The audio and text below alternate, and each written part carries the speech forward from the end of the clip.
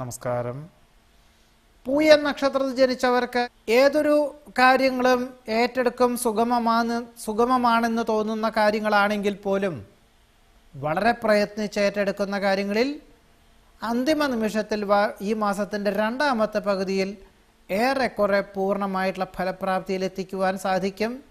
എന്നാൽ പലപ്പോഴും കുടുംബാംഗങ്ങളുടെ കാര്യങ്ങൾ മാറ്റിവെച്ച് പല ദിവസങ്ങളിലും രാത്രിയിലോ അഹോരാത്രമോ പ്രവർത്തിക്കേണ്ടതായ സാഹചര്യങ്ങൾ ഉണ്ടായിത്തീരും. ദേഹക്ഷീണം അനുഭവപ്പെടുന്നത് വഴി മാസത്തിൻ്റെ ഒടുവിൽ ഒരു പക്ഷേ അവധിയെടുക്കേണ്ടതായ സാഹചര്യങ്ങൾ കൂടി ഉണ്ടായിത്തീരും. കടം വാങ്ങിയതായിട്ടുള്ള സംഖ്യ തിരിച്ചു കൊടുക്കാൻ സാധിക്കാത്തത് വഴി ഒരു പക്ഷേ ബന്ധുവിനെ ആശ്രയിക്കുവാനും ബന്ധുവിൽ നിന്നും വാങ്ങി കടം കൊടുക്കേണ്ടതായ സാഹചര്യങ്ങൾ ഉണ്ടായിത്തീരും. മാനസികമായിട്ടുള്ള പല വിഭ്രാന്തിയും വന്നു ചേരുമെങ്കിലും ഈശ്വര പ്രാർത്ഥനകളോടുകൂടിയതായിട്ടുള്ള സമീപനവും ആത്മസംയമനത്തോടുകൂടിയതായിട്ടുള്ള നിയന്ത്രണത്തോടുകൂടിയതായിട്ടുള്ള സമീപനവും ഏറെക്കുറെ ഫലപ്രാപ്തി നേടുവാൻ ഉപകരിക്കും. അമിതമായിട്ടുള്ള ആത്മവിശ്വാസം ആവുന്നതും ഒഴിവാക്കണം. വാഗ്വാദങ്ങളിൽ നിന്നും പിന്മാറേണ്ടതാണ്. അഗ്നി, ആയുധം, ധനം, വാഹനം എന്നിവ കൈകാര്യം ചെയ്യുമ്പോൾ സൂക്ഷിക്കണം.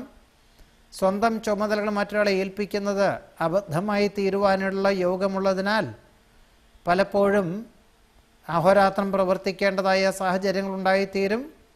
വിദേശത്ത് താമസിക്കുന്നവർക്ക് അവധി ലഭിക്കാത്തതിനാൽ ജന്മനാട്ടിലേക്ക് വന്നു പോകുവാനുള്ള സാധ്യതകൾ വളരെ കുറവായിരിക്കും.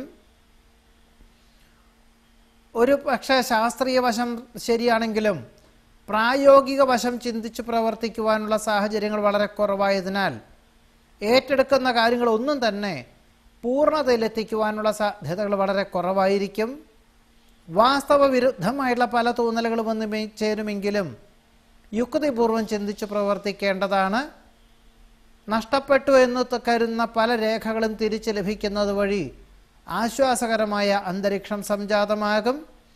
മക്കൾക്ക് തന്നെക്കാൾ ഉയർന്ന പദവിയോടുകൂടിയതായിട്ടുള്ള ഉദ്യോഗം ലഭിക്കുന്നത് വഴി സമാധാനം, സ്വസ്ഥത, ദാമ്പത്യ സൗഖ്യം എന്നിവ എല്ലാ പ്രകാരത്തിലും വന്നു ചേരും. അമിത വേഗതയിലുള്ള വാഹന ഉപയോഗം ആവുന്നതും ഒഴിവാക്കുന്നത് നന്നായിരിക്കും.